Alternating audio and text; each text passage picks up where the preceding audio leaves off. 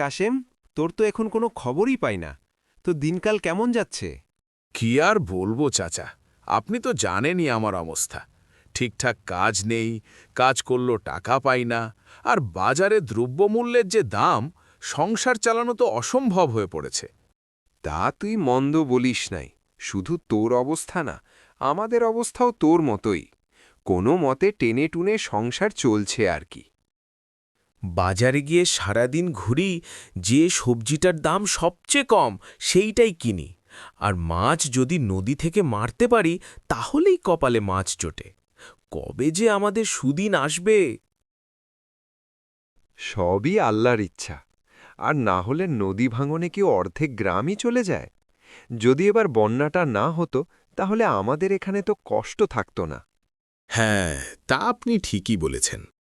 কিছুদিন আগেও যেখানে আমার আমবাগানটা ছিল, সেই জায়গা দিয়ে এখন নৌকো চলে। সবই আল্লাহর ইচ্ছা। এই বছর নদী ভাঙন এসে আমাদের এই গ্রামকে অভাবের অন্ধকারে ডুবিয়ে দিয়ে গেল।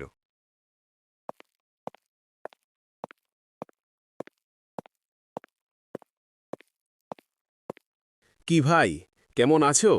বাজারে কি দ্রব্যমূল্যের দাম কমেছে নাকি আগের মতোই বাড়তি? বাজারে যদি কোনো কিছুর দাম বাড়ে তাহলে কি এত সহজে কমে নাকি? কোনো কিছুর দাম কমে নাই। আমারও তো মনে হয় সামনে আরও বাড়ব। গরিবের পেটেই সবাই লাথি মারে। এখনই একবেলা খাইলে আরেকবেলা না খাইয়া থাকতে হয়। যদি দাম আরও বাড়ে তাহলে তো মনে হয় খাইতেই পারব না। তোমরা তো বাবু আমি অনেক সুখে আছি, কিন্তু বাস্তবতা হইল আমিও অভাবের মধ্যেই আছি। বাজারে সব কিছুর দাম বাড়তি। চাল, ডাল, তেল, আলো, পেঁয়াজ সব কিছুর দাম বাড়তি। তাহলে তোমার অভাব হয় কিভাবে? তোমার তো জমিদার হওয়ার কথা। সব কিছু দাম বাড়লে কি হবে? আমার তো ইনকাম আগের মতোই আছে। আগে আমি ৫ টাকা দিয়ে কিনে ৬ টাকায় বেচতাম, আর এখন ১০ টাকা দিয়ে কিনে ১১ টাকায় বেচি। আমার লাভ তো ১ টাকাই। তুমি ঠিকই কইছ। আমি আগে এমনে ভাবি নাই। আসলে আমাদের এই গ্রামের সবার অবস্থাই একই, শুধুমাত্র শহরের বাবু নাই বালা আছে। তুমি একদম সত্যি কথা কইছ। আমার এক ভাই শহরে থাহে। হেরা নাকি নরম বিছানা আর এসি রুম ছাড়া ঘুমাইতেই পারে না, আর প্রতি মাসে একবার তো ঘুরতে যাওয়াই লাগে। এই কথা কইয়া আমদার কোনো লাভ নাই। তার চেয়ে ভালো হয় তুমি আমারে ৩ কেজি চাইল আর ১ কেজি ডাইল দাও। কামের টিয়া পাইলে তোমারে দিয়া দিমো। আচ্ছা, একটু দাঁড়াও, এখনই দিতাছি।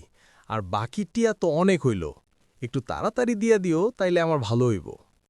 ইটা লইয়া তুমি কোনো চিন্তা করো না, আমার কাছে টিয়া আইলেই দিয়া দিমু। বোঝই তো, ইচ্ছা করে তো আর বাকি নেই না।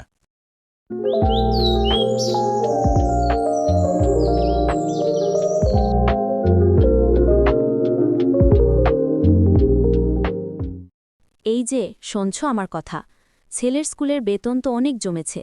ম্যাডাম প্রতিদিন টেহার কথা কই, তুমি কি এখন দিতে পারবা? তুমি তো জানোই এখন আমার কাছে কোনো টিয়া পয়সা নাই, তাহলে ম্যাডামের বেতন কেমনে দিমু? তুমি ম্যাডামরে বুঝাইয়া কইও, কয়টা দিন পরে বেতন দিয়া দিমু। এইটা না হয় বুঝলাম, তো ঘরে যে বাজার নাই তার কি করলা? বাকি আর কত আইন না খামু? দোকানে তো মেলা টাহা বাকি জমা গেছে, বাকির টাহাও তো দিয়ে দিতে হইব।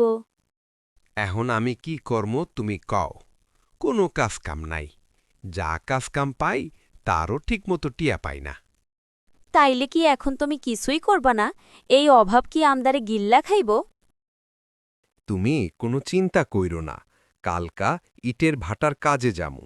ওইখানে গেলে মনে হয় কিছু টাকা পামু। কালকা কাজ কইরা যা টিয়া পামু তা দিয়া বাজার কইরা আনমু।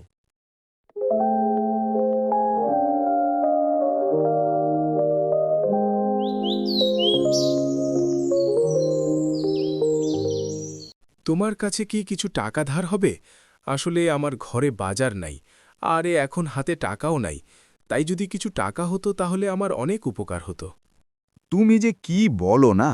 কিছুদিন আগে আমার ছেলেটাকে বিদেশে পাঠিয়েছি। ছেলেকে বিদেশ পাঠাতেই তো আমার সব টাকা খরচ হয়ে গেছে।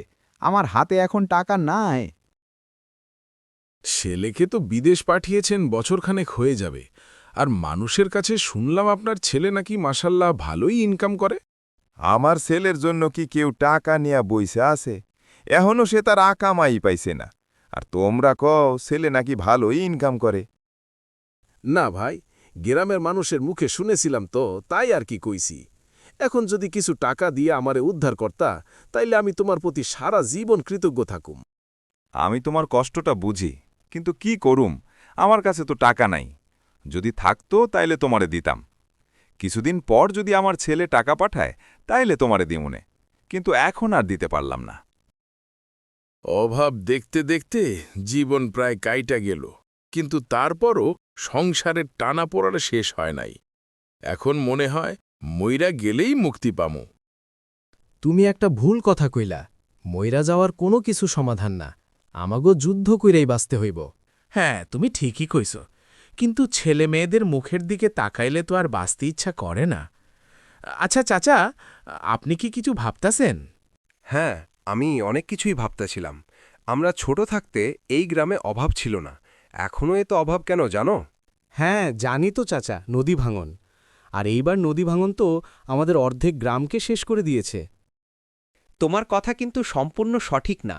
নদী ভাঙন একটা কারণ, তবে মূল কারণ হলো আমাদের মনের পরিবর্তন। আগে একে অপরকে সাহায্য করত, আর এখন কেউ তা করে না। সাসা, আপনি একদম হাসা কথা কইছেন। আমাদের গ্রামে তো আগেও নদী ভাঙ্গন হইছে, তবে কোনো সময়ই এত অভাব হয় নাই।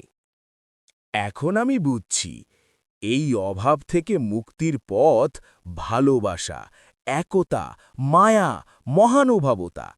আমরা সবাই যদি একসাথে থাকি, একে অন্যের বিপদে পাশে থাকি, তাহলে আমাদের উন্নতি হবে।